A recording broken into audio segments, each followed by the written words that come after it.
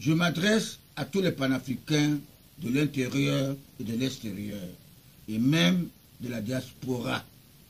Rappelez-vous de la recommandation du roi belge en 1883 aux missionnaires catholiques de notre église romaine qui se rendaient en Afrique noire, surtout au Congo belge. La République démocratique du Congo est un pays d'Afrique très riche avec son sous-sol. Ne soyez pas surpris que mon église catholique se mêle pour sauvegarder les intérêts des colonisateurs.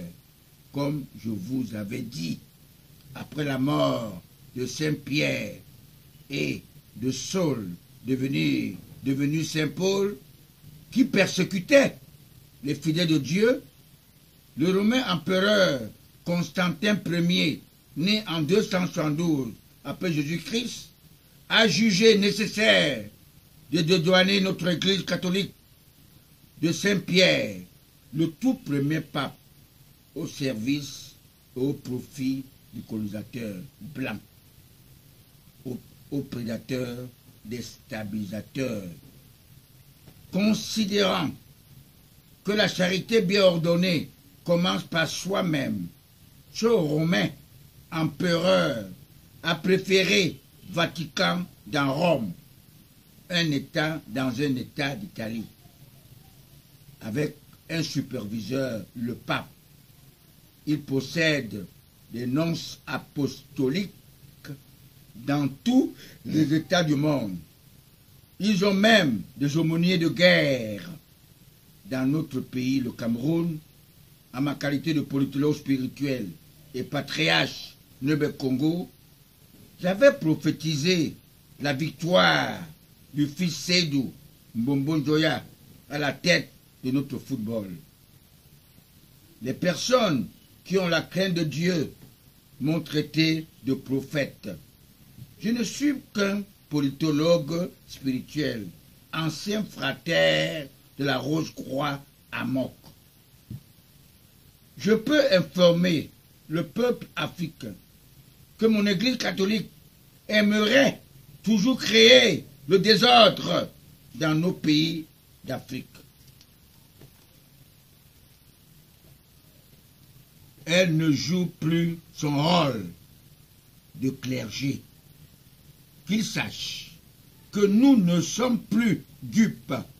Sinon, moi aussi, je pouvais prophétiser que le pion de Kabila ne peut pas réussir, car le peuple congolais se souvient toujours de la mort du nationaliste Patrice Lumumba, que les Occidentaux ont poussé la lionne Mobutu de précipiter son entrée au paradis. Quand j'appelle Mobutu la lionne, les initiés connaissent de qui je parle. Je peux me permettre de vous informer que Mobutu souffre en enfer. Même avant qu'il n'accède, il a vu enterrer plusieurs de ses fils, alors que nous devrions tous savoir que ce sont les enfants qui doivent enterrer les parents, pas l'inverse. Notre mission catholique, notre Église catholique romaine, devrait savoir que l'Afrique a grandi et nous sommes toujours la première civilisation, comme avait dit mon homologue Cheikh Anta Diop, Capricorne comme moi. Ne nous sous-estimons plus. La récréation est terminée. Plus jamais ça en Afrique noire. Avec Paul Biya, le doyen des chefs d'État africains. Camerounais. Les choses ne seront plus comme avant. Notre Père de la Nation nous tend la main. Nous ne le décevons pas. Nous devrions savoir qu'il a fermé le robinet de notre parti, le RDPC, qui était devenu la nourriture pour ceux qui ne connaissent rien du patriotisme, pour des brigands de grands chemins, les voleurs et les pilleurs.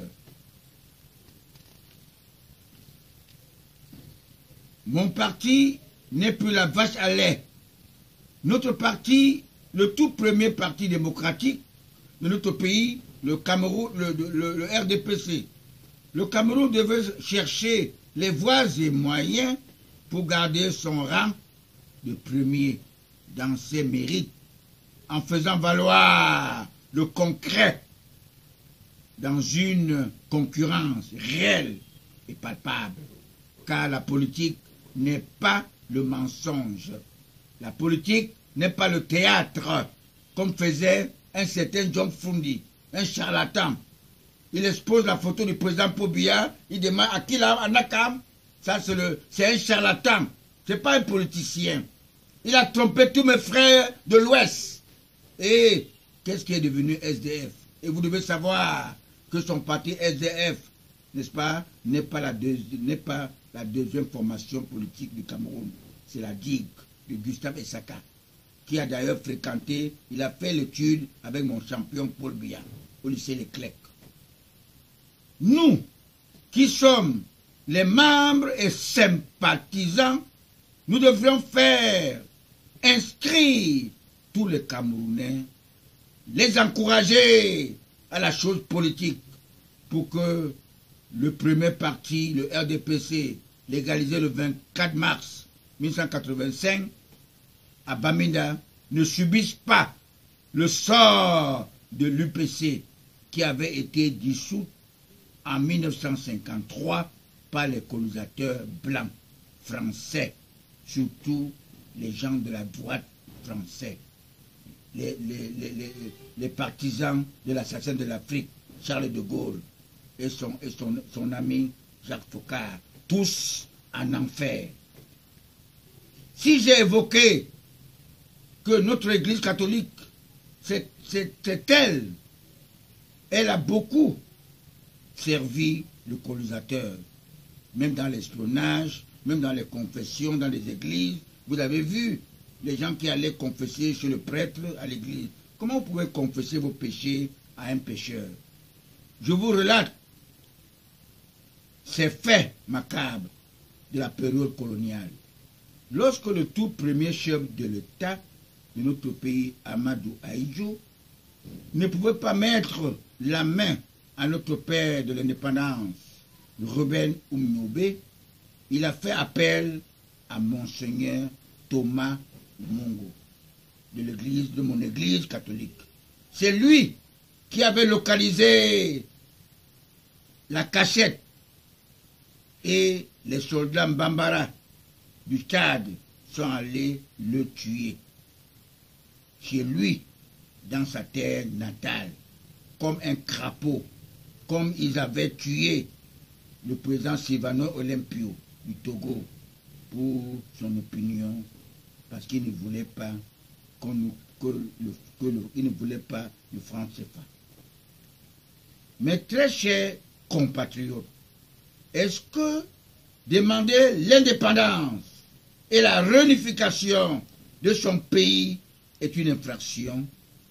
De même, pour que nous célébrions notre réunification, il a fallu négocier la sortie de Wanji Ernest de sa cachette.